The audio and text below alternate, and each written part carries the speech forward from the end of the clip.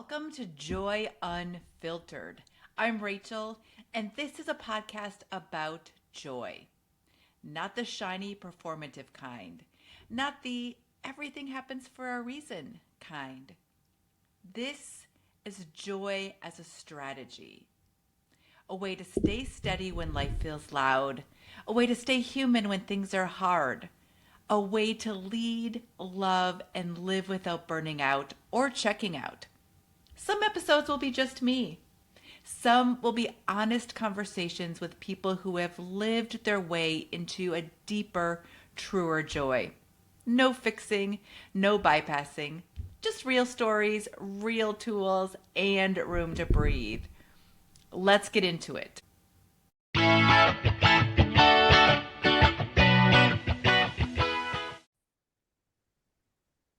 Well, welcome back or welcome back to Joy Unfiltered. I am Rachel, your host, and I am delighted to be with you today.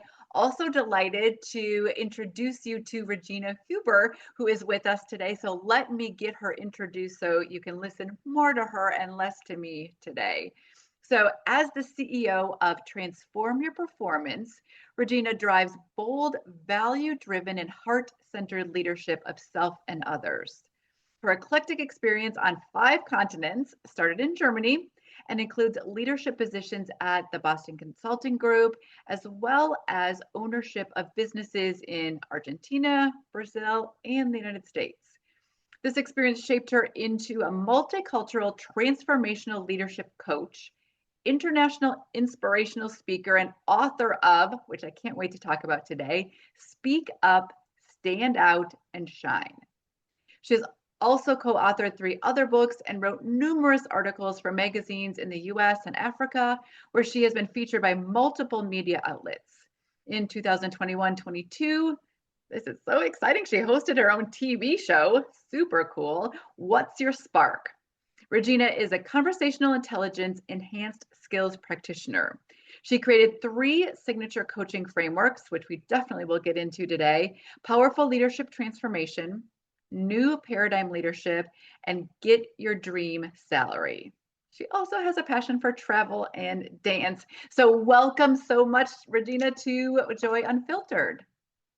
Thank you so much for having me, Rachel. It's a pleasure to be here. And in the meantime, uh, that that bio needed already a little bit of update because my latest book is Living My Freaking Amazing Life. The previous book is already from 2016. And and there's another framework that has been added, actually couple, but then, I just love to create those because sometimes I discover different needs in my clients. And this is how these frameworks come about because they're not really so much to be followed exactly, but it's more like, okay, what can I do with clients and how can I explain it to other people and so that they can figure me out and see if it's a fit, right? Absolutely. Well, I love even what you said about listening to your clients and really then helping to or creating tools and resources that will enhance and better their lives. But I first want to start a little bit more with your life. So would love to know so many questions, but would love to know what you think are some important maybe milestones or things in your background that led you to where you are today. Yeah, so Rachel, I have a very eclectic background, also quite adventurous. I grew up on a farm in Germany, in Bavaria, and I was definitely the shyest kid in town at the time, but at the same time also had huge curiosity. And I think that's also what pushed me out into the world pretty early on. I moved to Munich when I could, at 19, and then at 26, I started. I moved abroad for the first time, and that's when I started that international trajectory, which really has never stopped. I have been moving ever since. I don't know how many times I moved, Rich. I don't know. I am a movement person, but sometimes in between I also settle down a little bit for a while. And I love to dance. I did not grow up with this. There were not really that many options. However, I always, wherever I move, there has to be dance, right? There has to be the dance that I like at the time. I lived in Spain. The first time I moved abroad was supposed to be a year, and then it ended up being 7 years. That's also where I learned Portuguese, doing lots of work in Portugal. I was still with the consulting firm that I was working at the time, helped them open offices in Brazil and Portugal.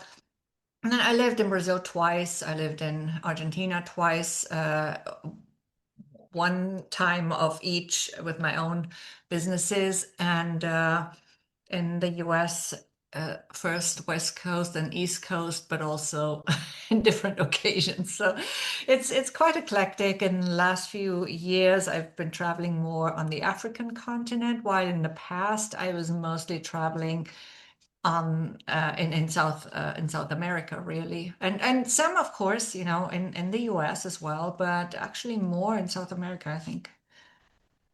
I love that. And I think well, two things that strike me clearly: dance brings you joy. And so we might come back to that at the end of the podcast as well. I always like to know what is bringing people joy. So I can feel Right. that dance brings you joy. But what eclectic is the right word, but I think that it gives you such a powerful lens to look at leadership, having really lived and experienced so many different cultures. So if you look at that from that broader perspective, I would just be curious to know um, how leadership differs, or does it, from country to country or continent to continent, and what maybe is different, and maybe what are some of the through lines that you have found during all your extensive travel. Yeah, I think, you find cultures where leadership is typically, or the organizational structures, I should say, are typically a little bit more hierarchical than in other countries. And the same is true of companies, though. It differs between companies and industries. So I don't know that we can actually generalize it too much. I have found that, some leadership styles are more traditional and they have their good sides and their not so great sides. And then some are more advanced, to call it something, right? Advanced or, well, more, I call it my work, I call it new paradigm leadership. And that's what I am all about. But that doesn't mean that some of the more traditional styles don't have their benefits too, right? One thing that I have found is really true everywhere is that the leadership that comes from the heart and that is human centered is the most sustainably effective in a way that it actually benefits everybody. Okay. Because, of course, you can be a controlling leader, but is that really leadership or is it control? I mean, we could have a discussion about that. Okay. It depends how you define leadership and what a leader is. I just had a conversation about this very question with somebody else on a different podcast earlier today in a different context. But so it defines a lot on definition. It depends a lot on definitions. However, I do believe that when you put the human at the center of your leadership attention, you will always reap the benefits. So sometimes you might not see it immediately because we're so numbers and results focused, because we have been brought up in a society that's like that, or most of us in most places that I have gone to, right? And we are educated into this achievement thinking. However, it's not just about numbers and results on the balance sheet. When you really take care of your team and you do it in a very intentional way, you will get that back in those results. And that's something that is very important to remember. And we've seen this over and over in leaders who who weren't really aware that they were doing this, and then they started working with a coach who made them aware, and now they were more intentionally really working with their teams, and they actually were seeing the benefits, and the teams were happier, they were happier. And I think that is also something that brings us forward in the long term. If you really have a great team, but you drain it, then that's not good for you either.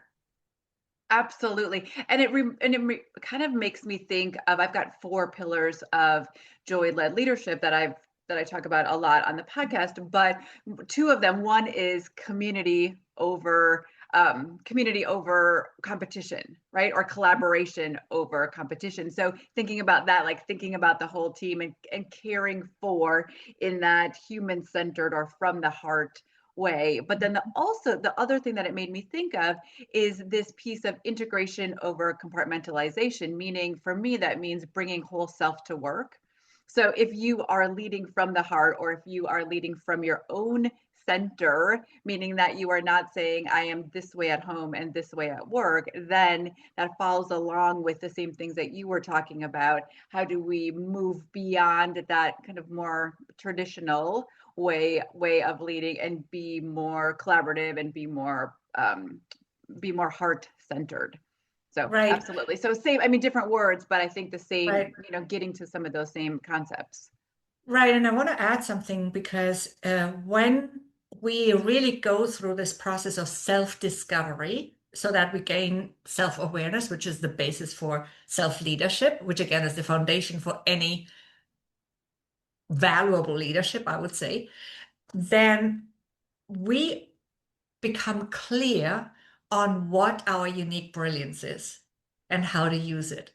And that is very important because now we can also see it in others and in our team members and in other stakeholders, in partners, whoever that is. And that alone takes the need for competition away because now we are so certain about our unique brilliance and how we complement each other. We can recognize that other people, just they don't need to do it the same way as we. We're not supposed to be all the same. We're supposed to be actually different. And how can we now complement each other? And even if you're a business owner, now you can actually focus on what makes you unique. And if you bring that authentically, as you said, bring that whole you and stay in your essence and true to yourself, then you also don't have that need to compete with others because you're just a different type of business owner. Yes, You're not, absolutely. And absolutely makes me think of those two. Well, one, I had to write down unique brilliance. I often refer to them as gifts, but I'm going to start saying unique brilliance. I love that. I'm a kind of a wordy person. So I love that. I love that phrase. So I definitely wrote that down, but it makes me just think even of the whole, I don't know where I even heard this, right? But the whole piece about flowers, like a flower isn't competing with the next flower. A rose and a daisy are both beautiful in their own spaces. So what you're saying as well is, if you know, because this is I think what I heard you say, first you need to know yourself, and you need to know what your unique brilliance is, and then just let that shine. And if you are the leader, do that and hire for and let other people shine in ways that you don't. So, right. So building those teams, building those organizations so that you have the whole bouquet, if we're going with the flower theme, and you do your thing, but let the people on your team then support them in doing their thing. right. And sometimes it's also really useful to consult systems like human design, without wanting to put people into a specific profile box, because everybody's still an individual and unique. However, it helps us understand ourselves better. And I found human design helpful for me personally when I studied it a little bit more, because then I can actually look at other people and understand why they function completely differently in terms of, okay, they need maybe a longer break, so they work 4 hours and then they need a really substantial break, and others are able to power through the day and whatnot. It gives you some insights, and then also you can complement. So if you have the the luxury of hiring new people in, you can actually also look at that aspects. And if you need somebody who's more on the execution side than on the ideation side, then you can also uh, complement very intentionally what you need in your team, right? And, Yes. and I think that's very valuable to know too. It gives you greater understanding, first of all, but also and therefore greater compassion for other people's needs and the adaptability that you can then bring to shift things around a little bit, not just adapt job descriptions to the individual, but also maybe ways of working. Absolutely. And I like the fact that you brought that up. I'm a huge fan of human design as well. I did a podcast on that a couple of weeks ago, just a solo one. But I think, yes, it allows you to not necessarily put people in boxes, but when we have common language to talk about it. So when we have a framework, which that's why I love that you have these frameworks, it gives us that common ability or that common language to talk about it and to understand, right? Rather than not boxing people in. But I like what you just said at the end, Regina, as well, about not necessarily adapting job descriptions, but the way in which we do work, right? The way in which work gets done, and how can we as leaders, which is challenging, depending on the size of the organization or the output of the organization, but how can we then flex to all of the different working styles? And we certainly Right. have the abilities to do that. It just takes a little more time. But wondering, how do you, or do you work then with leaders, or how do you coach leaders to see all of that on their teams and in the organization as a whole? Right. So if the team is smaller, then it's a bit easier, usually, because it's easier to get to know your team members really well, right? If the team is big and maybe even split up into different locations and you never see them in person, then that's certainly not as easy. However, if you build trust and you actually do build trust by doing what exactly you mentioned before, also, Rachel, by showing up authentically and by letting people know what you stand for, so that they can know, that I can trust this person. And then they can, then, once you've built that trust, trust is always an important foundation, right? What you can then do is uh, pull some people in who can do that in their sub teams, for example, right? Or you could even bring concepts that might sound a little bit woo-woo to people or whatever it sounds to people, and then explain the benefits of what it has done to understand yourself better, maybe, and then bring some of those concepts. I mean, everybody does the disc profiling or whatever, and what's the difference, right? Just because it's one has different influences, but it's not necessarily better just because it's called disc. you Absolutely. know And that's what I like about human design as well, is it doesn't necessarily, um, nothing necessarily against disc, but it does tend to put people in yeah. one of four categories. Human design lets us be, again, whole people and explain the complexities, or gives us language around the complexities of a human being. So I would love to know, you mentioned this a little bit before, but with one, I do want to get to talking about your books as well. But you said something and you mentioned it again, the new paradigm leadership. Would love to know what that framework is, how you developed it, and what it is and how it's useful for us. Yeah, so it consists of four elements, and they are mind, heart, and I'm gonna just start with those a little bit because mind, of course, stands for mindset, and then everybody talks about mindset. I think that speaks for itself. Your mindset determines how much you can achieve and how much, and how you trust yourself and all of that. And of course, we also want to bring this to our team. Right. So not just keep it to ourselves as leaders. If you know about some great ways of upgrading our mindset, then bring it to your team. Right. And it also determines, of course, your vision and your drive and all of that. And then this is very important information for your team. And then the heart, again, it has multiple meanings. First of all, people are the heart of any organization.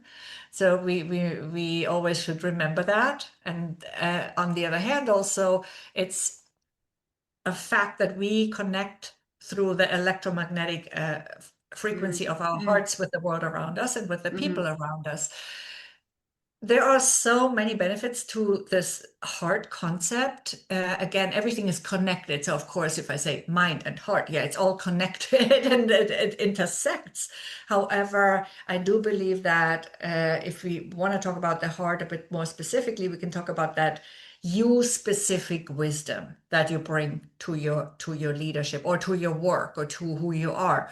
And the mind we connect more with, okay, the intellectual capacity on the one hand, and then the subconscious conditioning on the other, right? But when we talk about heart, what comes to my mind, here's the mind again, is courage, for example, because Mm-hmm. the fear is in the mind, but courage is in the heart. And intuition we connect with heart, but again, that wisdom also that we all gather over a lifetime and beyond, that's what we find in our hearts. That's how I use this concept, right? And then we have the third element is message. That stands for communication. Of course, not only verbal communication, it includes everything. We know all this, right? Body language, whatnot, tone. But what I put a particular emphasis on is actually energy. Our energy flows into everything we think, we feel, we say, we do, but we don't talk about it that much in business. So I do. And I also, in my other framework, Powerful Leadership Transformation, I talk a lot about the body and energy conscious presence. And that's part of this too, of this communication aspect. And oftentimes we hear it takes 7 seconds to make a first impression. You've probably heard this before. Yes. When in reality, it only takes 0.07 seconds for our brains to figure out whether we can trust someone. And that is We'll say part, that again. So if you're listening in yeah. your car right now, or you're walking, or doing something, stop. I want you to hear this because this is important. This is important. So you said 0.07 seconds. For our brains to figure out whether we can trust someone. And that can be corrected and amended and modified, yes, of course, in those 7 seconds or even after. However, that's about your energy. And why is it so fast? It's because it's part of our survival mechanism. So it's automatic, and it sometimes has to be fast when it's about survival, right? So what does that mean? Your energy speaks faster than your words, but it also speaks louder than your words because we know when our verbal message contradicts our energy, usually our energy wins because people, if it's not aligned, then it's hard to trust someone. If somebody comes in, for example, and they want to come across as very confident, but their energy tells you the opposite, then it's not really working, right? Or whatever it is, or they want to sell you a message or a product, and the energy tells you there's something off. So your energy also speaks louder than your words, not just faster than your words. And that's why it's so important to not just pay attention to the level of our energy, which is talked more about in business, but also the quality of our energy. Yeah, that is so, we talk a lot about energy here in the podcast, and then I do in the work that I do as well, is and thinking about, oh, okay, we need to bring this level of, and I call it joy-led leadership, but bring this level of positivity and joy, and that because you can feel that, because you can feel if a leader walks in and they are stressed out and everything is urgent, I have to get everything done right now, and it's all about like working just as hard as we can, not as smart as we can. You feel that, and you feel that, but I also like what you said, is that you can feel that energy even if the words that come out of the leader's mouth is different, and maybe that's even more important, to be able to align your energy with your words. So is that something then that you work with your clients on? So let's say that I want to come across as Mhm. more confident. So let's say that I want to come across as more confident, but I'm not really good. And this is the truth. I'm not really good at the whole sales piece or the whole closing of, any conversation. So I'm sure that my energy and my words are not aligned. So do you work then with leaders to help change their energy? Well, you can prepare for those situations. So, of course, part of it is skill. So, if you don't have sales skills, then you might need to brush those up. Uh, and another part is practice. The more practice you have, the more confident you become, right? However, on the other hand, there's this energy piece. You can prepare in several different ways for those situations. As we know, you can prepare mentally, physically, energetically, or however else. And that's also actually why I wrote my first book, Speak Up, Stand Out, and Shine, because I put some simple tools in there or techniques that you can use before you go into any challenging situations. Those could be sales conversations, job interviews, meetings where it's maybe some people have a hard time speaking up in meetings, right? Or speaking on a podcast or Mm-hmm. wherever it is. And you can use those tools and you pick the ones that speak to you. And some of those tools in the book are actually about energy. And one of my favorite ones, and it's super simple, Rachel, is Yeah, just absolutely. really, I'd love to hear it. yeah, Love to hear it. it's just really to focus on your inner power energy. You bring yourself to a place of calm with a few breaths. Close your eyes, not while you're driving, of course, and all that, but close your eyes if you can, and just focus inward, and then focus on your solar plexus area. You know, For those breathe of you who into don't that know, area. so can you just Yeah, I the just stomach. I don't want to assume that anybody knows. So your solar Yeah, your solar plexus is where? like it's in your stomach area, Yeah. basically. Okay. So, and really breathe into that area because that's one of the areas in your body that, for most people at least, it's easiest to access your inner power energy. Some call it personal power, right? And as you focus on this, we know that what you focus on expands. So if you do this with a relaxed body, but upright, sitting or standing upright, which also signals confidence, because if you're slouching, that's the opposite, right? So sit or stand in that way, and then you breathe into this area with your eyes closed, and then you imagine this power energy inside of you expand into your entire body and beyond. And imagine a bubble around you, and you're containing this energy and this bubble around you.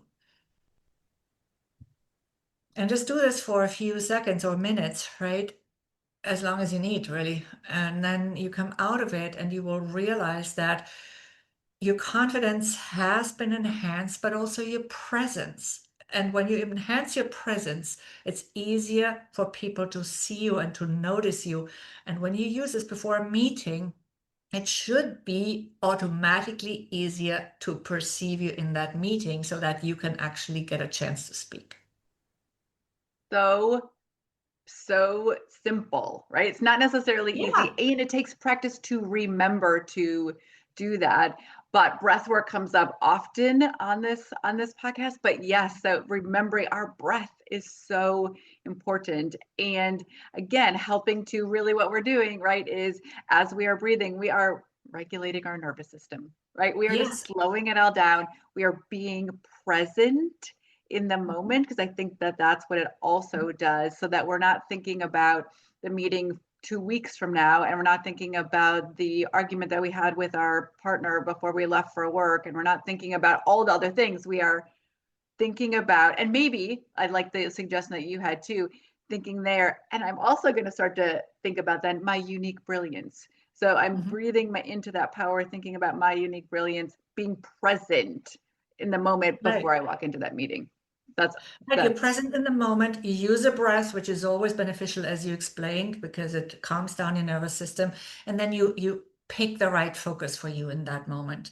And then I think that that idea of that energy expanding around you, it gives you that feeling of security and of protection, and at the same time of, okay, this is bigger than just my body. Oh, okay. So three things I was thinking when you just said that. One, that bubble right now can do a couple of things. One, it protects me, right? Mhm. But two, I can think about that bubble as it is expanding, and my unique brilliance is expanding then throughout the whole room. And then what did you say right at the end? Then you said What did I something. say? It's bigger than Oh, your it's bigger. your It's bigger. body. It's bigger than me because yes, because one of the things I am faith-based. So the universe is also with me, right? So Mhm. I am not alone. So I have this presence. It is expanding around me. And I don't, well, I know that I don't walk into any room alone. The universe is with me, whether that be, my best friend that tells me I'm awesome, or God, whatever that is, that I am walking then into this room. So I have all of those three things with me. I don't know Right. if that's what you meant, but that's what I heard when you said that. Yeah, no, yeah, absolutely. And also, and the energy is actually not just within me, but it's also around me, right? So now I just wanted to quickly mention that the fourth element of this new paradigm leadership framework, which is trust. But of course, everything we mentioned before then also plays into the trust building. I just want to mention also in this context that we always talk about building trust, and our team should trust us as leaders. But what about the other way around? Do we trust our team? Because sometimes that doesn't happen, and that's often because we don't know our team well enough. So we are not really in a position to have that trust and delegate to them. And I think that's the other, it goes both ways. That is really important. And you're right, Regina. I don't think we talk about that often enough. We talk about how do I become trustworthy? And so maybe it's a little bit how do I become trusting? But in order to become trusting, as a leader, I need to create that environment where it's safe so that communication and conversations and learning can happen, right? Because Yeah. it needs to be a safe environment for me to be able, as the leader, to be able to ask questions to get at what are the needs, what are the unique brilliances of my team. They have to feel safe in order to share that with me. Right. And vulnerability is another aspect that is important for that, because if you show that you're vulnerable, that you can, admit if something's not going great and you need to maybe course correct or whatever, and you can really say that, then they also feel more um, comfortable sharing their best ideas and their creativity, because they feel like they will not be ridiculed, right? Because you do this, and you can make mistakes, or what we call mistakes, whatever your word is. And so you can, as a team member, you have that permission as well. And that actually brings people more out of their shells, and they will share more. Yes, yes, yes, and yes. So let's get to, so you just talked about, I didn't write down that what, because your new book has such a cool title. So this book that you just talked about was Speak Up, Stand Out, and Shine. But what's your new book? Living my freaking amazing life. Living my freaking amazing life. And who doesn't want that? So tell us about that. How did you come up with the title? And what is it? What are the nuggets in there that you can share? Yeah, it's a combination of leadership lessons, leadership of self and others, by the way. I included a some type of leadership wisdom that I learned along the way after each chapter, but it really tells stories from my life, right? And some of them are pretty crazy, some of them are very adventurous, and it's really meant to be an inspiration for readers to create the life that's perfect for them anywhere in the world. And that's also what the subtitle is: create the life that's perfect for you anywhere in the world. and that's what it's about. So it might be completely different. Your dreams look different to mine. You might not want to move from country to country. You might not even want to travel. That's totally fine. It the point is do it your way and dare to live your freaking amazing life, whatever that looks like. I love it, except I think I need to hear a story. So what's your favorite story that you told in the book? Because I'm fairly certain that you have lived a freaking amazing life already. I'm sure you're not done, but I'm sure you have some freaking amazing stories to tell. So will you share one of them with us? Yeah, I mean, I mean, I've told a few stories where I learned the most, and those so-called, I call them opportunities for growth stories 1,000 times. So I'm not going to do that now. But I like when you go to a country, you visit a country, and you don't just stay a day, even if you don't live there, right? But let's just pick one example. So I spent several months in several occasions in Johannesburg and other parts of South Africa and also other parts of Africa. But anyway, so the what I'm interested in is to see how people live. And I Mm-hmm, have mm-hmm. some really interesting adventures to talk about there. So for example, we would do Thursday night bike rides going out of Maboneng, which is like a recuperated inner city, district, and it's not very big. You really need to know how far you can walk, and, and especially at night, but also during the day. And we did some night bike rides through parts of Johannesburg that I would never have been able to go even up by myself during the day, right? And this is very, very, very insight rich to me. I also, in Johannesburg, I walked with a Zimbabwean guy from Maboneng to the drill hall. And for those who know Johannesburg, they will probably know that not a lot of people have done this, not my local friends for sure. And it was just something I met this guy in the street, right? He told me you have to visit at the drill hall. We create all these amazing things. There are artists there who paint. There's lots of crafts going on, and arts and crafts. And we create all these things from secondhand materials, like old whatever pieces of wood or of metal or of leather, whatnot. So and we danced. We talked about dance, of course. And he said, "When you have this group of young guys there and they dance, and you have to visit us." And I said, "Okay, I'm gonna try and do this." So then I asked around among my friends, and they said, "Oh, good luck finding an Uber driver that drives you there, right?" So it might have changed now. I don't know.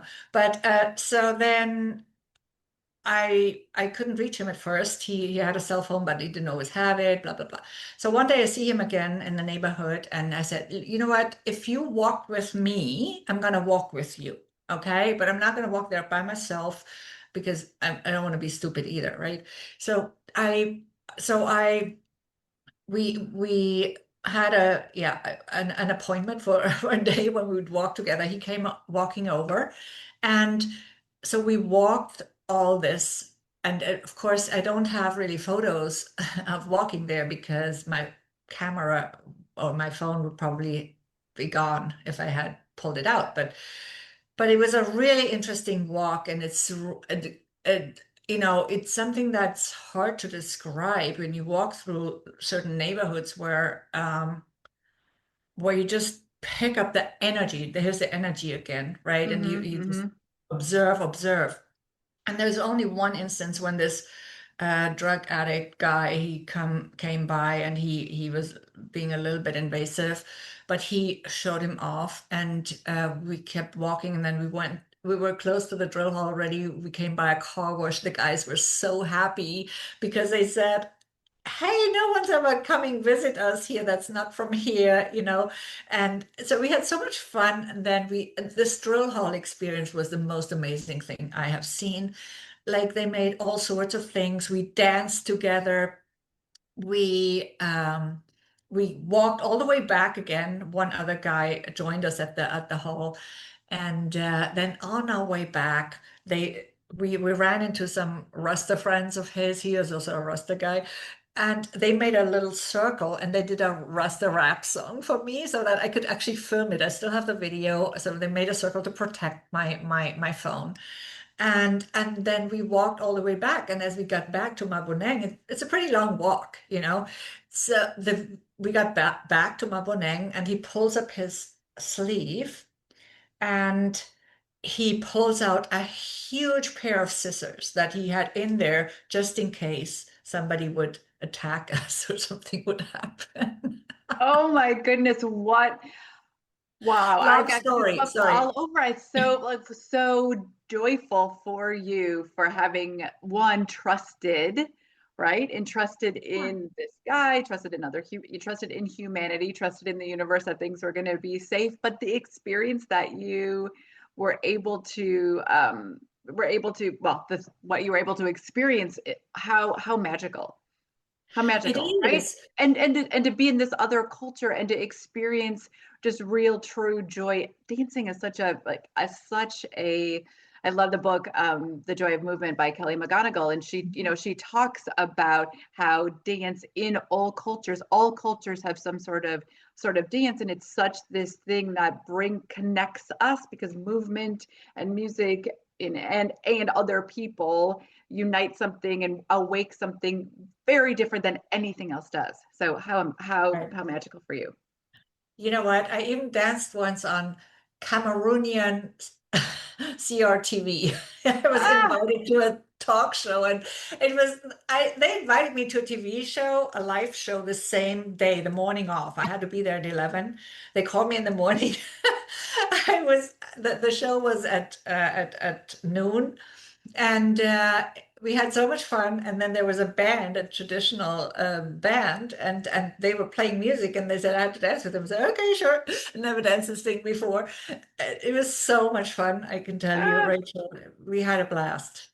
that I again, and I can feel we didn't even say at the beginning of the podcast. I'm in Minnesota right now, so in the United States, and Yeah. Regina's in France, but I can feel the energy coming through, which is such a fabulous thing about energy. So the joy that is coming from you right now is amazing. So I even got to experience, even though I wasn't the one doing the dance or having these freaking amazing life, that I get to experience that. So what a gift. So as we kind of come to around a close of all of these things, I would just love to know, how you work with people, how people who are sitting in their cars, one, can get your books, but and live their own freaking amazing life. But how do they, if they want more Regina, how do you work with people and how can they get a hold of you? Yeah, I work with typically leaders, whether it's business owners, entrepreneurs, or leaders in corporate. I have been doing in the last few years sort of a combination of leadership coaching and career coaching, though my main focus is really on the leadership part. So leadership of self and others. Okay. I also more recently, Mm, as I said before, adapt my frameworks and my offerings to what I see as a need in my clients. And a lot of people think, oh, they come maybe for a promotion, but then it's something completely different. And they come about, something that is really much deeper than that. Because of course, life is my approach is very holistic, Rachel, because I have found that life is a holistic phenomenon and you cannot separate things out artificially.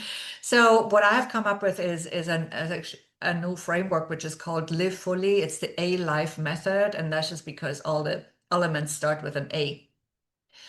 And you can check that out on a page that is on my website, but not in the tab. So I'd have to give you the URL. So the website, my general website is transformyourperformance.com.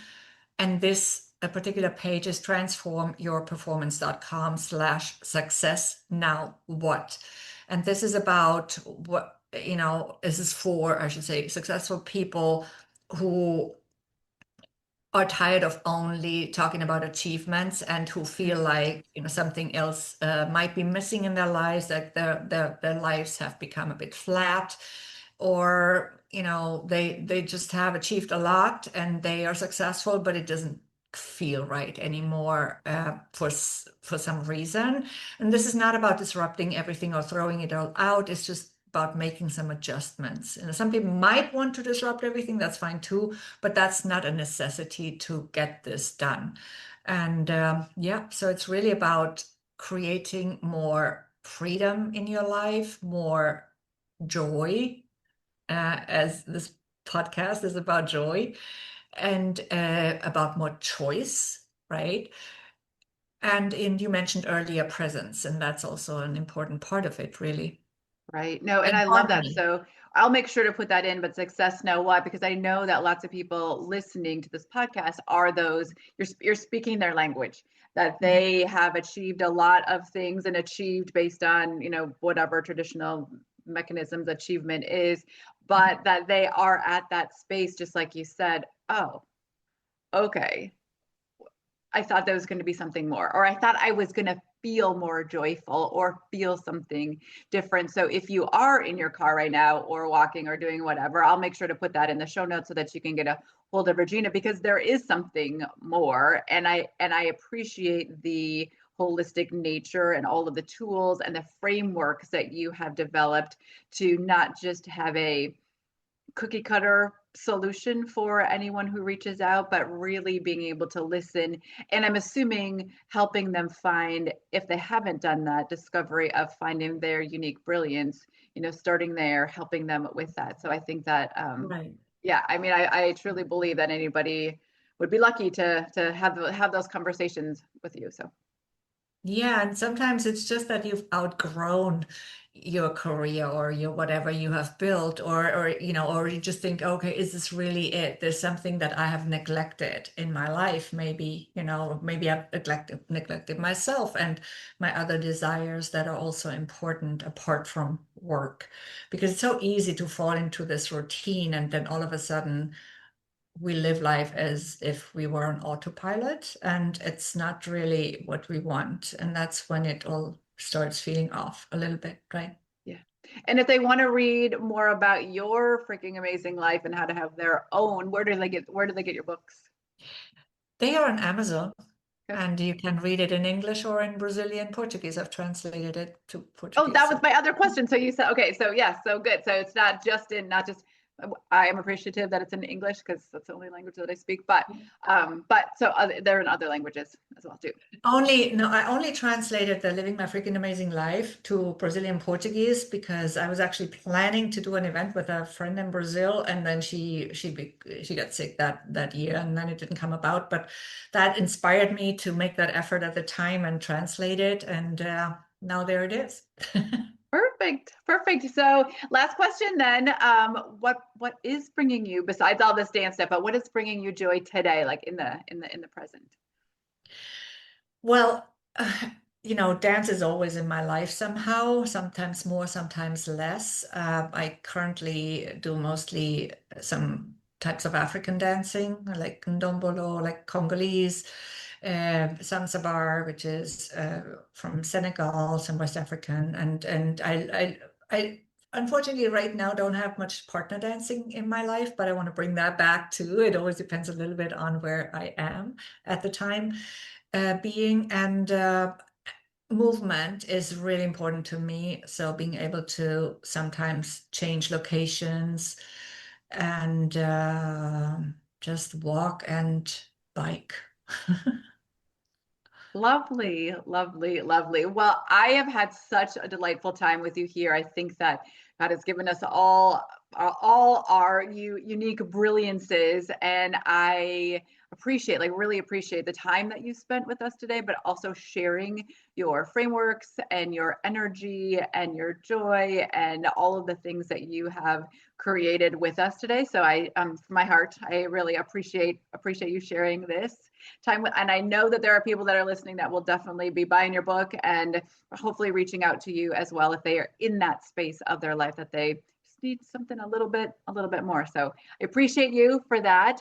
For those of you listening all the way to the end, I appreciate you as well. Make sure that you hit the subscribe button. Send this to someone that you know that is looking for just a little more joy in their life today. And remember, Rachel, from Enjoy and from my heart to yours, I am celebrating you today and every day. So have fun, live well, enjoy. Thank you so much, Rachel, and everyone listening. It's such an honor to be here with you all. Thank you.